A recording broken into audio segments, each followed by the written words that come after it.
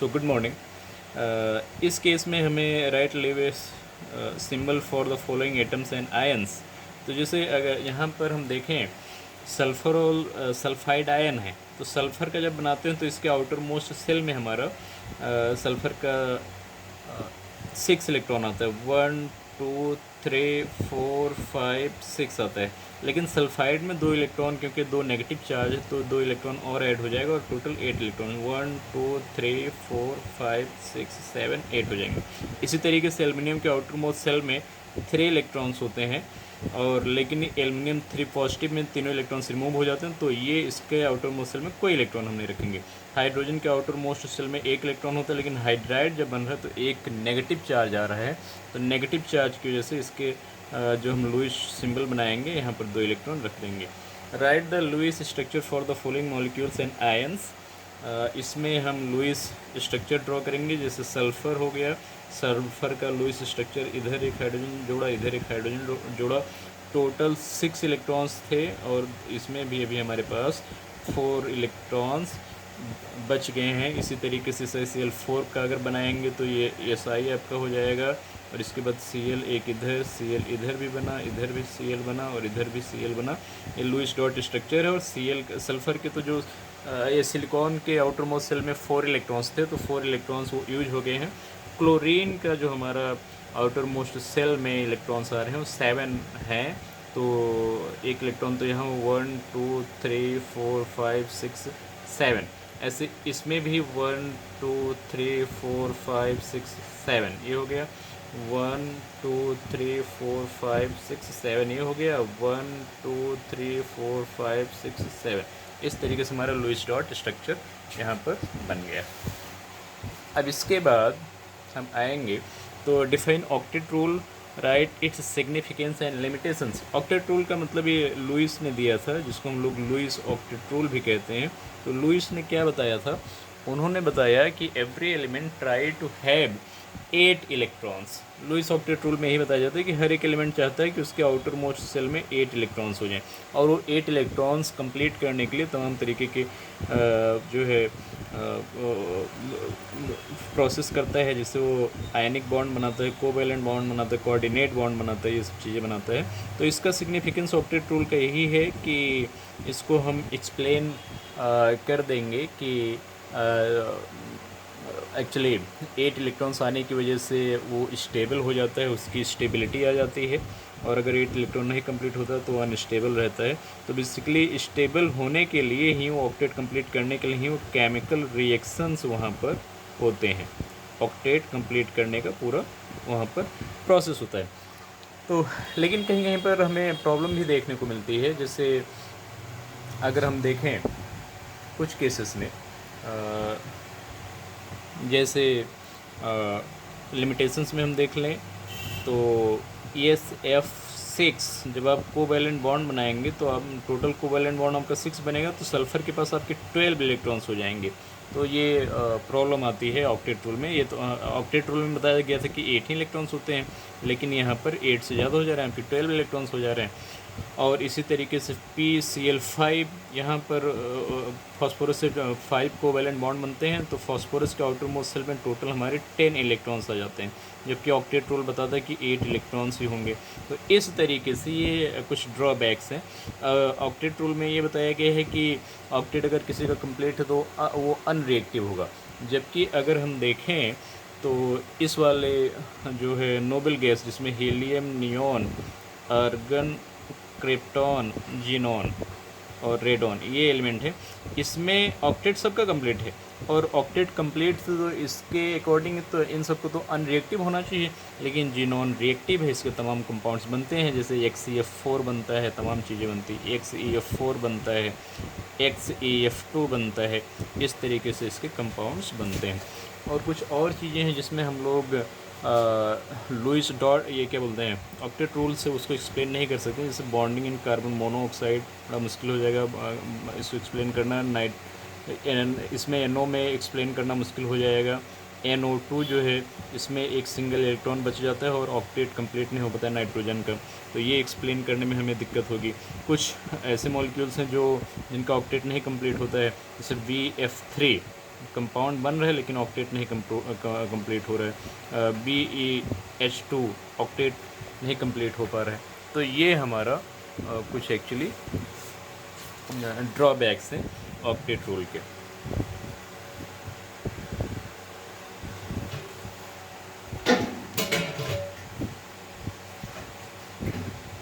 इसके बाद अगला question, right the favourable factors for the formation of ionic bond.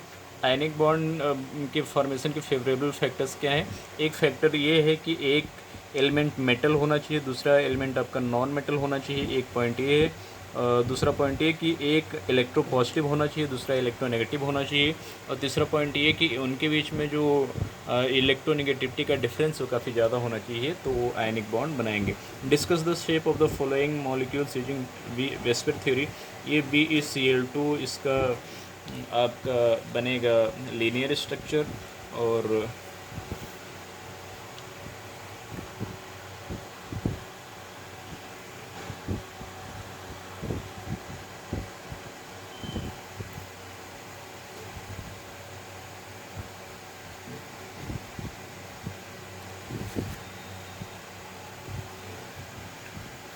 इस केस में ये BeCl2 इसका बनेगा हमारा लीनियर स्ट्रक्चर। सेंटर में बेरिलियम होगा, एक क्लोरीन इधर होगा, एक क्लोरीन इधर।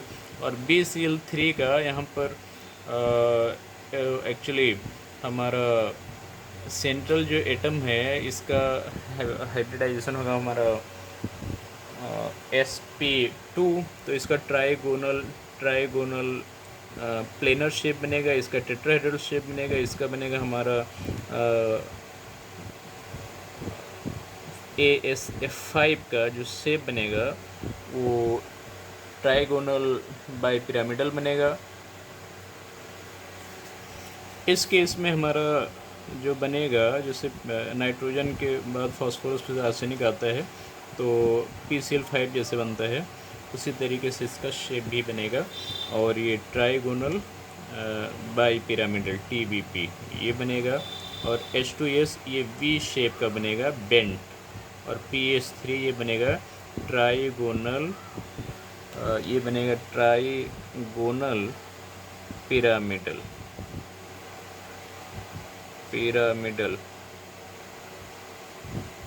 ये शेप हमारा बनेगा इस तरीके से।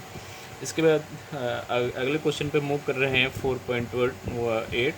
Although geometry of NH3 and H2O molecules are distorted tetrahedral, bond angle in water is less than that of ammonia. इसमें जैसे ये डिस्टोर्टेड टेट्राहेड्रल NH3 भी है, H2, क्योंकि इसमें दोनों में sp3 हाइब्रिडाइजेशन है, sp3 हाइब्रिडाइजेशन है दोनों के केस में।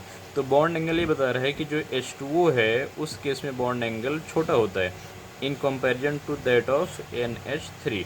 ऐसा क्यों होता है? Because in H2O there are 2 lone pairs, तो 2 लोन पेयर होने की वजह से ये बॉन्ड का कंप्रेशन होता है, और कंप्रेसर होने की वजह से बॉन्ड एंगल यहाँ पर कम आ जाता है। ये आपका आ जाता है 105 डिग्री के आसपास ये आ जाता है, जबकि इस केस में हमारा 107 डिग्री के आसपास ये होता है। तो इसके बाद how do you express the bond strength in term of bond order. Bond strength और बॉन्ड ऑर्डर में क्या रिलेशन है? तो ये बॉन्ड स्ट्रेंथ डिटो प्रोपोर्शनल होता है। Bond strength is proportional to the bond order. Bond strength is proportional to the bond order, ये बात हमें समझनी है। मतलब बॉन्ड ऑर्डर का मतलब कि सिंगल बॉन्ड है, डबल बॉन्ड है, ट्रिपल बॉन्ड है। तो अगर सिंगल बॉन्ड ऑर्डर मतलब 1 है, मतलब सिंगल बॉन्ड है, तो बॉन्ड स्ट्रेंथ थोड़ा कम होगा। डबल बॉन्ड है तो बॉन्ड ऑर्डर 2 हुआ तो स्ट्रेंथ और बढ़ेगी। ट्रिपल बॉन्ड अगर है तो बॉन्ड ऑर्डर 3 हुआ और स्ट्रेंथ और ज़्यादा बढ़ जाएगी इस केस में। एक्सप्लेन, इसके बाद how do you express the bond strength. इसके बाद define the bond length. Bond length का मतलब कि कोई अगर बॉन्ड बन रहा है, कोवैलेंट बॉन्ड ही बन रहा है, जैसे हाइड्रोजन इधर हो गया और इसके बाद एक हाइड्रोजन इधर हो गया, इन दोनों हाइड्रोजन के बीच में इस एक का न्यूक्लियस इधर है, दूसरे का न्यूक्लियस इधर है, दोनों के बीच का जो इंटर न्यूक्लियर डिस्टेंस है उस इंटर न्यूक्लियर डिस्टेंस को हम बोलते हैं बॉन्ड लेंथ। वो जो हमारा इंटर न्यूक्लियर डिस्टेंस आता है, that internuclear distance is called the bond length. तो explain the important aspects of resonance with reference to the carbonate ion. Carbonate ion में हमें रेजोनेंस दिखाना है, तो इस तरीके से हमारा कार्बोनेट आयन बनेगा CO। इसके बाद एक ऑक्सीजन इधर इस पर नेगेटिव लगाया, एक ऑक्सीजन इधर इस पर नेगेटिव लगाया, और इसके बाद इसको रोटेट करा रहे हैं। यहाँ पर अगर हम इलेक्ट्रॉन ये ऐड करेंगे तो फिर ये इलेक्ट्रॉन इधर जंप करेगा, उसके बाद इस पर डबल बॉन्ड हो जाएगा, फिर आपका एक ऑक्सीजन बच गया। अब फिर से फिर अभी हमारे पास क्या है, यहाँ पर भी नेगेटिव चार्ज है। अब क्या करें, एक तो यहाँ पर हमने मूव करा दिया है, इसके बाद यहाँ पर जो नेगेटिव चार्ज था इसको हम यहाँ पर रोटेट करा दे रहे हैं, तो ये फिर ये हमारा इलेक्ट्रॉन इधर आ जाएगा। तो अगला जो स्ट्रक्चर बनेगा आपका, ये कार्बन ऑक्सीजन पर नेगेटिव और इस पर एक नेगेटिव चार्ज और डबल बॉन्ड ऑक्सीजन, ये हमारा स्ट्रक्चर बन रहा है। इसके बाद अगला क्वेश्चन है राइट द, इस क्वेश्चन में अगर मूव करें, right the resonance structure of sulphur trioxide nitrogen dioxide NO3। तो ASO3 सल्फर ट्राईऑक्साइड है, इसका रेजोनेटिंग स्ट्रक्चर हम बनाएंगे। तो सबसे पहले सल्फ़र, और इसके बाद इसके आउटरमोस्ट सेल में हमारे इलेक्ट्रॉन्स होते हैं 1 2 3 4 5 6, ये हो गया। एक ऑक्सीजन हमने इधर रखा, इसका आउटरमोस्ट सेल में 6 इलेक्ट्रॉन 1 2 3 4 5 6, ये हो गया। दो बॉन्ड की हम शेयरिंग करा दे रहे हैं। अच्छा, इस वाले ऑक्सीजन को लिख दे रहे हैं 1 2 3 4 5 6, ये हो गया। और इसके बाद एक ऑक्सीजन और इधर, ये 1 2 3 4 5 6, ये हो गया। सल्फ़र एक्चुअली क्या करता है, सल्फ़र अपना जो है इस केस में ये टोटल 6 बॉन्ड्स भी बनाता है कुछ केसेस में, और हाइपर बैलेंट स्पीसीज है तो बना लेता है। एक हमने क्या किया, इस ऐसा हम कर देते हैं, ये हमारा हो गया। इसका ऑक्टेट, इसका भी ये ऑक्टेट कंप्लीट हो गया और इसका भी ऑक्टेट कंप्लीट हो गया। अगले केस में हम क्या करते हैं, एक इलेक्ट्रॉन हम इस केस में यहाँ पर दे देते हैं। ये इलेक्ट्रॉन यहाँ पर ले आए और ये इलेक्ट्रॉन इधर ले आ रहे हैं। ये तो ये अच्छा, इसको इधर ले आए, ये हमारा एक बॉन्ड ये बन गया, इस पर आ गया हमारा नेगेटिव चार्ज। और इसके बाद ये तो इलेक्ट्रॉन वहाँ से ख़त्म ही हो गया। फिर इस इलेक्ट्रॉन को हम इधर लेके चले आ रहे हैं, तो ये हमारा आ जाएगा इधर। तो कहने का मतलब, इस पर भी एक फॉर्मल चार्ज नेगेटिव आ जाएगा, इस पर भी फॉर्मल चार्ज आपका नेगेटिव आ जाएगा। और सल्फ़र के केस में आपका पॉजिटिव इस पर भी आ जाएगा और इस पर भी आपका पॉजिटिव आ जाएगा। तो क्योंकि 2 इलेक्ट्रॉन दिया है तो 2 यूनिट पॉजिटिव चार्ज इस केस में आना चाहिए। बेसिकली हम क्या कर रहे हैं, कोऑर्डिनेट बॉन्ड जब बना रहे हैं तो कोऑर्डिनेट बॉन्ड में ऐसा बन रहा है, एक सल्फ़र इधर, उसके बाद एक ऑक्सीजन पर इधर नेगेटिव चार्ज और एक ऑक्सीजन पर इधर negative charge. So this is the Lewis structure of sulphur trioxide. Resonance जब होगा तो ये इलेक्ट्रॉन यहाँ पर मूव करेगा और इसके बाद ये डबल बॉन्ड आपका, ये डबल बॉन्ड का जो पाई इलेक्ट्रॉन है वो ऑक्सीजन की तरफ जाएगा। फिर हमारा जो नया रेजोनेटिंग स्ट्रक्चर बनेगा उसमें इधर ऑक्सीजन है, इधर सल्फ़र है, इधर ऑक्सीजन है, इधर ऑक्सीजन है, और ये सिंगल बॉन्ड इधर है, ये सिंगल बॉन्ड इधर। क्योंकि ये इलेक्ट्रॉन इधर आया है तो यहाँ पर डबल बॉन्ड हो जाएगा, और ये दोनों इलेक्ट्रॉन इधर गए हैं तो इस पर नेगेटिव चार्ज है, और उसके बाद इस पर भी हमारा नेगेटिव चार्ज है। अगले स्टेप में हम क्या करें, इस इलेक्ट्रॉन को हम रोटेट कराते हैं इधर। तो जब इधर हम रोटेट कराएंगे तब क्या होगा, फिर ये बॉन्ड इधर चला आएगा। ओके, तो नेक्स्ट स्टेप में जो हमारा रेजोनेटिंग स्ट्रक्चर बनेगा वो हमारा ऑक्सीजन इधर लगा, इधर एक ऑक्सीजन लगा और इधर एक ऑक्सीजन लगा। इस पर हमारा नेगेटिव चार्ज है और ये इलेक्ट्रॉन्स इधर आए हैं तो इस पर ये डबल बॉन्ड हो गया और इस पर एक नेगेटिव चार्ज है। तो देयर आर 3 रेजोनेटिंग स्ट्रक्चर्स, और इन सब का अगर रेजोनेंस हाइब्रिड स्ट्रक्चर हमें बनाने के लिए कह दिया जाए तो इसका रेजोनेंस हाइब्रिड स्ट्रक्चर हम बनाएंगे तो वो बन जाएगा सल्फ़र, इधर एक ऑक्सीजन, इधर एक ऑक्सीजन, इधर एक ऑक्सीजन और इधर एक ऑक्सीजन। हम देख रहे हैं कि कभी इस ऑक्सीजन पर नेगेटिव चार्ज आ जा रहा है, कभी इस पर आ रहा है, कभी इस पर आ रहा है, कभी इस पर आ रहा है, कभी डबल बॉन्ड इस पर है, कभी इस पर भी है, कभी इस पर भी है। तो इसका मतलब ये जो हमारा पाई इलेक्ट्रॉन है ये रोटेट कर रहा है, वो फिक्स नहीं है। ये पाई इलेक्ट्रॉन इधर रोटेट कर रहे हैं इस तरीके से, और जो 2 यूनिट नेगेटिव चार्ज है वो हम इस तरीके से रख देंगे, तो हमारे रेजोनेटिंग स्ट्रक्चर सल्फर ट्राईऑक्साइड का बन जाएगा। उसके बाद हम बनाएंगे रेजोनेटिंग स्ट्रक्चर ऑफ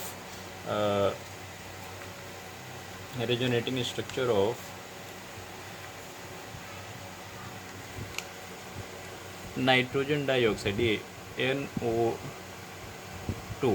इस पर इसका रेजोनेटिंग स्ट्रक्चर बनाएंगे। तो जो हम इसका स्ट्रक्चर बनाते हैं तो नाइट्रोजन के आउटर मोस्ट सेल में हमारे 1 2 3 4 5 इलेक्ट्रॉन्स ये होते हैं, एक ऑक्सीजन इधर हो गया, 1 2 3 4 5 6 ये हो गया, एक ऑक्सीजन और होता है, ये वो बन जाता है आपके 1 2 3 4 5 6। तो इधर एक डबल बॉन्ड ये हमने बना लिया, और उसके बाद फिर क्या कर रहे हैं, इसका ऑक्टेट कंप्लीट करना है। तो एक इलेक्ट्रॉन इधर दे करके हम क्या कर दे रहे हैं, ये इलेक्ट्रॉन इधर ले आए, यहाँ से हटा दिया हमने यहाँ पर, तो ये हमारा ये एक्चुअली आ गया ऑक्टेट इसका कंप्लीट है। इस पर नेगेटिव चार्ज हो गया, इस पर पॉजिटिव चार्ज हो गया। तो ये इसका एक स्ट्रक्चर बन गया है जिसमें नाइट्रोजन डबल बॉन्ड ये आया, और एक ऑक्सीजन पर हमारा नेगेटिव चार्ज आ गया है, और इस पर तो हमारा positive charge, formal positive charge आएगा। अब क्या करें, हम इस इलेक्ट्रॉन को इधर डोनेट करेंगे अगर, तो अगले स्टेप में ये इलेक्ट्रॉन इधर आ जाएगा। तो अगला जो रेजोनेटिंग स्ट्रक्चर अब बनेगा उसमें नाइट्रोजन इधर, और उसके बाद ऑक्सीजन एक इधर बन गया और एक ऑक्सीजन इधर बन गया। इस ऑक्सीजन पर हमारा डबल बॉन्ड हो गया और इस ऑक्सीजन पर नेगेटिव चार्ज आया, ओके। और ये इस पर तो positive charge as it is maintain रहेगा, क्योंकि बॉन्ड और वो सब इलेक्ट्रॉन्स उतने ही हो रहे हैं। फिर नाइट्रेट का अगर हम बनाएंगे रेजोनेटिंग स्ट्रक्चर्स, नाइट्रेट हमारा जो आयन बन रहा है NO3 2 नेगेटिव,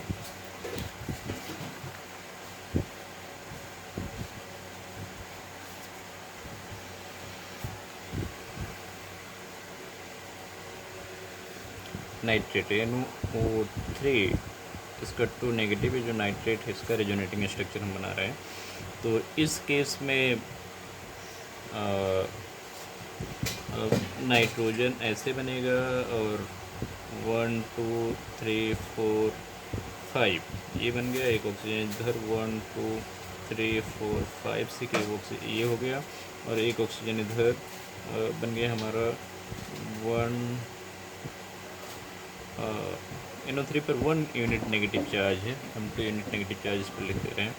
तो इस ऑक्सीजन पर एक इलेक्ट्रॉन और आ गया 1 2 3 4 5 6 7 ये इलेक्ट्रॉन हो गया, और इस पर नेगेटिव चार्ज तो ऐसे आ ही जाएगा, और एक ऑक्सीजन हम इधर और जोड़ दे रहे हैं, उस पर 1 2 अच्छा इसको किया ऑक्टेट इसका कंप्लीट और इसका ऑक्टेट कंप्लीट। अब ये सब 1 2 3 4 5 6 इलेक्ट्रॉन्स हमने रखे। अब देख रहे हैं कि ऑक्टेट कंप्लीट करने के लिए हम क्या कर सकते हैं। ऑक्टेट कंप्लीट करने के लिए काम हम कर सकते हैं यहाँ पर कि 1 2 3 4 यहाँ पर 6 इलेक्ट्रॉन से यहाँ पर एक कोऑर्डिनेट बॉन्ड हम बना दे रहे हैं। तो ये कोऑर्डिनेट बॉन्ड इस इलेक्ट्रॉन को हम इधर लेके चले जा रहे हैं, इधर यहाँ पर इस इलेक्ट्रॉन को यहाँ से हटा के यहाँ पर कर दे रहे हैं। तो ये हमारा ऐसे बन जाएगा, इस पर भी नेगेटिव चार्ज आ जाएगा, ओके। तो बेसिकली हमारा जो स्ट्रक्चर बनेगा नाइट्रेट का वो ऐसा बनेगा, एक ऑक्सीजन इधर और एक इधर, इस पर नेगेटिव और इसके बाद इस पर नेगेटिव। इसके बाद में ये रोटेट ये इलेक्ट्रॉन आएगा यहाँ पर, तो फिर ये आपका इलेक्ट्रॉन जंप करेगा इधर, ओके। तो अगले स्टेप में जो हमारा रेजोनेटिंग स्ट्रक्चर बनेगा वो इस तरीके से, ऑक्सीजन पर डबल बॉन्ड हो गया ये नेगेटिव, और यहाँ ऑक्सीजन पर एक यूनिट नेगेटिव चार्ज। अगले स्टेप में हम क्या करें, इस वाले इलेक्ट्रॉन को इधर जंप कराया तो ये डबल बॉन्ड आपका इस तरफ आ जाएगा, और न्यू रेजोनेटिंग स्ट्रक्चर जो हमारा बनेगा उसमें नाइट्रोजन, इसके बाद ऑक्सीजन ये नेगेटिव, और इसके बाद इस ऑक्सीजन पर एक नेगेटिव चार्ज, और हमारा ये डबल बॉन्ड इस तरीके से बन जाएगा। तो टोटल हमारे 1 2 3 रेजोनेटिंग स्ट्रक्चर्स बन रहे हैं, और इन रेजोनेटिंग स्ट्रक्चर्स का अगर हम एक जो है हाइब्रिड स्ट्रक्चर बना दे रहे हैं, जिसमें ये सभी का जो कंबाइंड फॉर्म रहेगा, तो उसमें हम ये बना सकते हैं कि एक नाइट्रोजन इधर लिया, एक ऑक्सीजन इधर आया, एक ऑक्सीजन इधर आया, एक ऑक्सीजन इधर आया, और बाकी किसी पर परमानेंट डबल बॉन्ड नहीं है। डबल बॉन्ड हमारा शिफ्ट हो रहा है, तो इसलिए इसको डॉट लाइन से स्टार्ट करेंगे। यहाँ पर इधर भी डॉट लाइन से, और जो ये 1 यूनिट नेगेटिव चार्ज है वो एक्चुअली पूरा ऐसे रोटेट हो रहा है हर जगह पर। तो ये हमारा रेजोनेंस स्ट्रक्चर इस तरीके से बन जाएगा।